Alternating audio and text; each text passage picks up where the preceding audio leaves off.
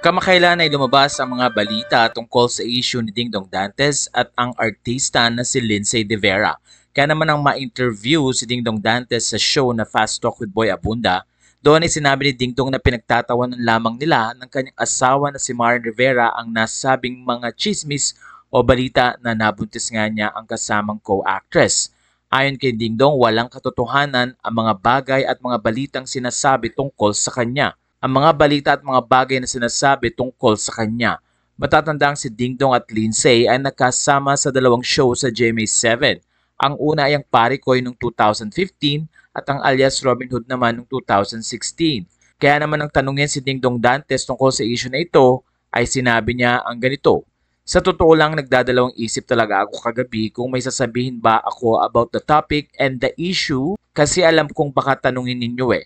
Pero para po sa akin kasi may mga tumatawag na rin po kasi na mga kaibigan, mga kamag-anak, yung mga nagmamalasakit po sa akin, and because I have responsibility dito sa aking mga mahal sa buhay, sa aking mga kaibigan, responsibilidad ko na klaruhin ang issue na ito dahil mahalagang mahalaga po ang aspetong ito para sa akin. Ayon pa kay Dingdong, sa totoo lang nung una pinagtatawanan talaga namin siya, kami ni Marian. Pinagtatawanan namin siya pero dumating na rin sa puntong marami na ang nagtatanong sa akin. Once and for all, I'm clarifying na hindi siya totoo. Matatanda ang taong 2021 din ay pinabulaanan na ng aktres na si Lindsay ang nasabing issue na kung saan nga ay na-interview siya ng showbiz columnist na si Jobert Socaldito. Ayon kay Lindsay, never siyang nabuntis ni Dingdong Dantes at nagkaroon ng relationship. Sinabi niya na nirerespeto niya si Dingdong bilang kuya at bilang tao at alam niyang meron itong asawa at pamilya.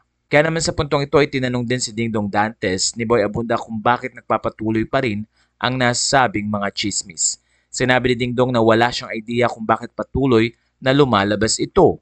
Ayon sa mga fans, baka daw dahil na rin isa sa pinakamainit na aktor si Dingdong Dantes na kung saan nga ay kumita ng 900 million pesos ang kanilang movie kasama ang kanyang asawa na si Marian Rivera at ito nga ay ang Rewind. Sa puntong ito ay marami na rin mga netizen at followers ni Dingdong at Marian ang natutuwa dahil once and for all ay tinuldukan na nga ni Dingdong Dantes ang nasabing issue.